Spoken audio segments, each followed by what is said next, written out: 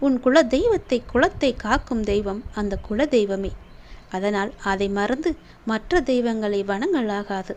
நான் சொல்வது புரிந்தால், நான் சொல்வது உண்மை என்றால், நான் சொல்வதை நம்பிக்கை இருந்தால் இதை செய்து பார், நிச்சயம் நடக்கும்.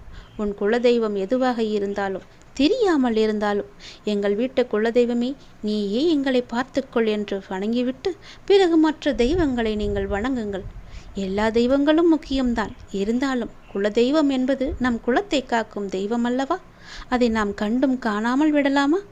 விடக்கூடாது. நம் குலத்தை காக்கும் தெய்வம் உன்னை காக்கும் தெய்வம் என்று நினைத்து உன் குல தெய்வத்தை எப்பொழுதுமே நினைத்து கொண்டேரு. தினமும் விளக்கேற்றும் போது உன் குல தெய்வத்தின் பெயரை சொல்லி விளக்கேற்று. தினமும் கூப்பிடு. விளக்கேற்றி, எங்கள் வீட்டு குலதெய்வமே என் வீட்டில் வந்து இருந்து எங்களை பத்திரமாக பார்த்து கொள்ளுங்கள் என்று வேண்டிக்கொள்.